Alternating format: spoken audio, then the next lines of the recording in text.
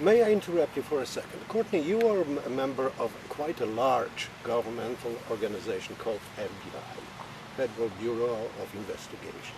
And imagine that during those 23 or 24 years of your service, that your boss would slap you around. Would it happen ever? No, I don't know of any circumstances. If a church does it to its members who did not behave according to the rules given by their big boss, his name is David Miscavige, and it used to be L. Ron Hubbard who did the same, throwing things at you, slapping you on the face, calling you all vulgarities that exist in English language and others. Would it be acceptable to any normal member of any normal organization? Gee, Boris, I don't know. Again, I defer to the fact that I'm not part of an organization like that. I would say that obviously there have been even worse abuses in the Catholic Church over the years, which have been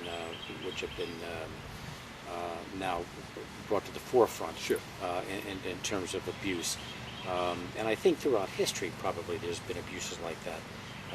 Physical abuse by people, as you had mentioned, and so forth, I wouldn't be aware of, and it certainly is not a federal crime in terms of our organization.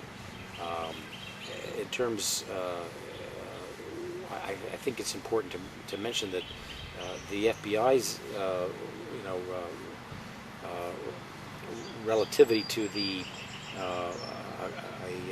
an organization, whether it's involved in Waco or whether it's involved in Scientology or others, is usually the nexus is more of a misrepresentation of funds, conspiracy, perhaps child abuse, which we've seen recently. How about child abuse by working a child 16 hours a day instead of sending a child to school? Does it cross any lines in the law of the United States? It probably does, but I think it probably also depends upon the particular state. We see recently in Texas where there's been an ongoing case of where they think that there's been a compound involved with abuse of those being under 16. We're talking about sexual abuse this time. And sexual abuse. Courtney, I would like to tell Anons who you are. What were you doing for all those years? If you could kindly let us know about your experiences. You're asking me for a quick overview of my background? Right. Yeah? Okay, sure. I'd be more than happy Did you to. start were you born an FBI baby? No. As a matter of fact, I'm one of 5 children, of which all my other brothers and sisters, including a twin sister, are all physicians. So that I wouldn't say that in retrospect, if you had asked me if I was going to go into the FBI, that was something that I had ever envisioned. In fact, quite to the contrary, I was a businessman up until I was 35 years old, and due to a number of different circumstances, of which I won't bore you with right now, the opportunity came up, and I applied, and I was selected in one of our classes in 1980, and as you can imagine, I was the old man in my class of 29 recruits. How old are you now, by the way? And I'm retired at 57, but I'm 62 now, almost 63. Okay. And I would say to you that, and for the viewers, I found it probably absolutely the most fulfilling and really exciting thing that I've ever done in my life. Was your motivation the patriotism, or money, or? No, it certainly wasn't money, because I left a job making 5 figures and walked away from that to take a job starting from the very beginning. And with about a $30,000 a year job. My wife went back to teach. And that was in the 60s, 70s? That was 1980. 1980, that was big money. Wife went back to teach school, and we dropped out of the country club, and we started all over.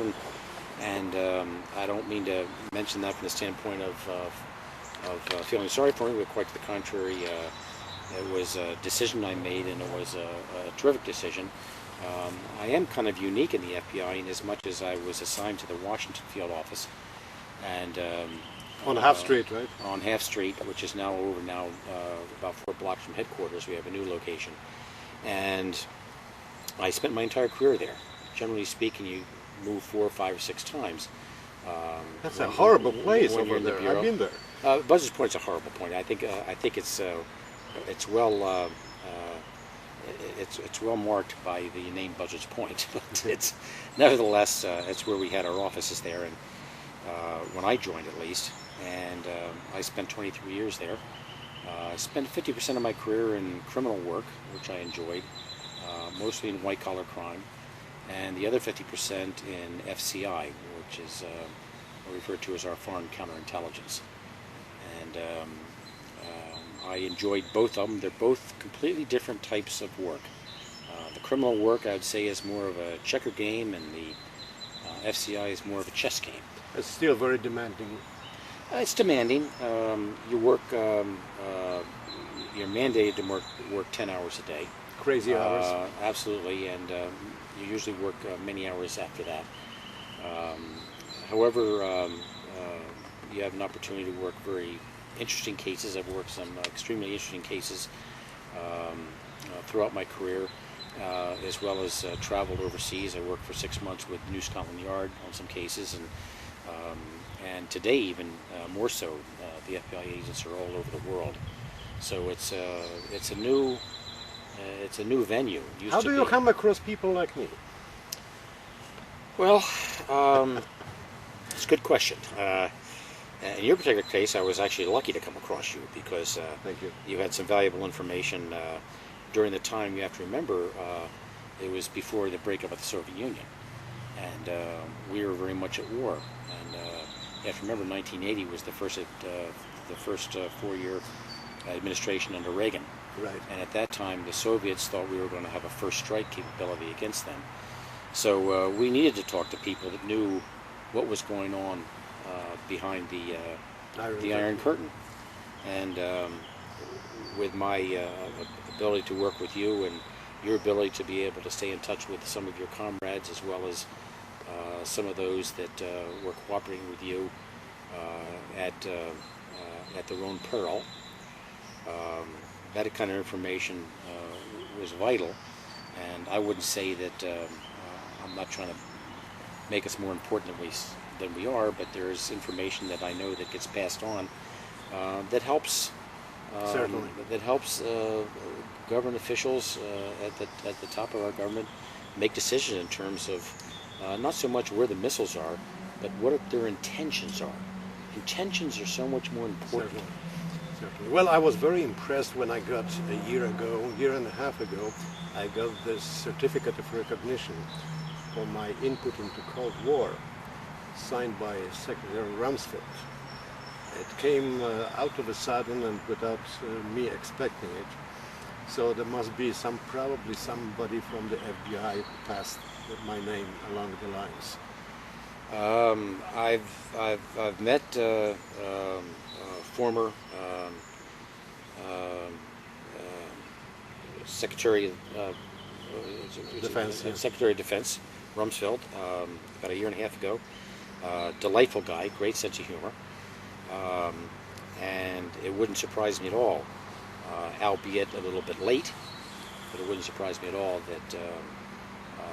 that you, as well as some other patriots who have waited entirely too long, have been remembered and recognized, for the work that you've done. It was a wonderful surprise, and the diploma hangs on my wall on honorable spot